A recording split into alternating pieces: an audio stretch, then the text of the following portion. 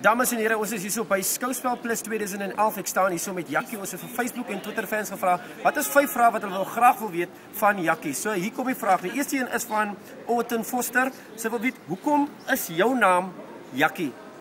Jakkie, is Jakkie met 'n J. Anders was dit... Nee, dis Jakkie, want my regte naam is Jakob. My ma het my daai naam gegee, ek is die jongste van 7, dus my naam Jakkie is Orton.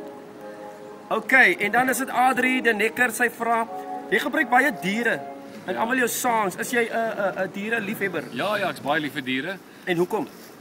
Ek weet nie, diere vra net liefde, mense vra baie meer ander goed. Okay, so die vraag op almal se lippe is, en Rina Grobler vra dieselfde, hoekom is dit nou juist die voortrekker monument, Jakkie?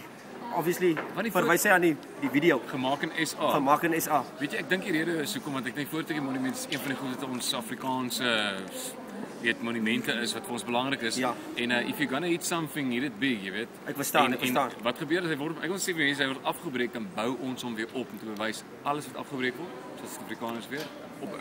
Ek dink dis wat mense nie sien nie op die einde, dit eindig ek met 'n baie goeie positive message op die einde. Suid-Afrikaners staan weer tesame om dit weer op te bou, is dit wat jy sê? Yes. Hy praat baie mooi Afrikaans, it's amazing. Jakkie. Letitia, wat beteken die liedjie 1 miljoen woorde vir jou? Man, dit gaan maar oor mense wat reël is.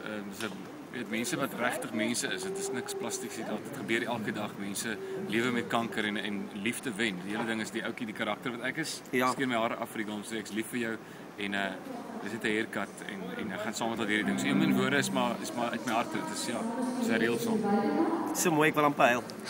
Ek kan sê.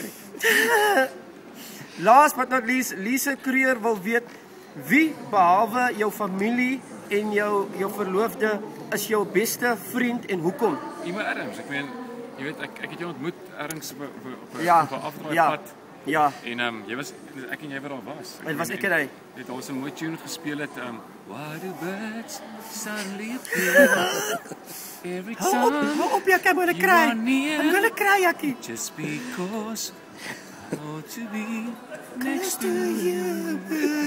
Soos julle kan sien, Imo, Jakkie, stuur die vrae in, ek sal vir julle vra, Imo Adams Skouspel 2011.